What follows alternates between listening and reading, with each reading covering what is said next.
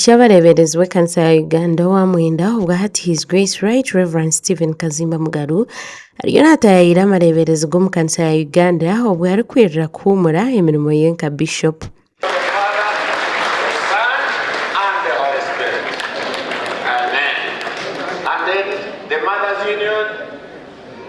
His Grace Kazimba Mugalu yasiima obureberezi bwa Nkore habw'emirimo ekozirwe omu bureberezi hamwe n'ebintu ebitiirweho ebikureeta entaasya. Revival TV, Revival Radio, Revival TV, Revival Museum, Revival Museum, Revival Coffee, Revival Money, Revival Junior School, Revival Primary and Junior, Revival Girls, Revival Girls and Senior. Even this one should be Revival Millennium Circle. Now, what is that? Bishop Stewart, Bishop Stewart University, organizing Ruharo Hospital. Yashaba abakristaayo okuteeka amaani abantu bitali bintu by'ensi ebireetera obushuma kandi obumwe n'obutabanguko okwebaganisamu hamwe n'emicwembe endiijo.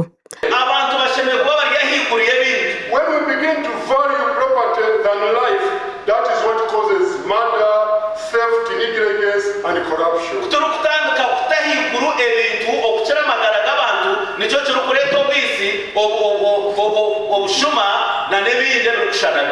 His Grace Kazimba Mugalu yayongera yashaba abakristaayo kwebembeza obumwe okuleetawo entunguka nikwo kuhiga abantu okugira omucwe gw'okugabana n'abagenzi baabo nk'oku abiikiriza baabire bakora.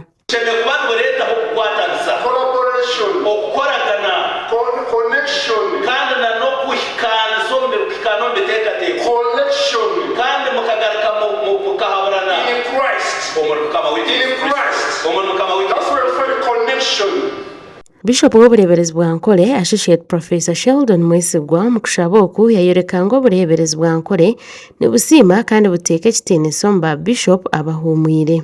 Because tushemerewe kuba nituweerezayo okusupportinga education matters kandi okurugira omu records Diocese Education Secretary ziyanyoreka tubasa kuba turi nk'omwanya gwa kabiri narwo kubanza okusupportinga. Atakijire mu Ankole nyumwazi aba North West Ankole Diocese nabo bagizire omukoro gw'okusiibira His Grace Kazimba abebembezi omu bureberezi obu basiimire Bishop ahabw'okwenegyeza obumwe hamwe n'okushongerera entunguuka.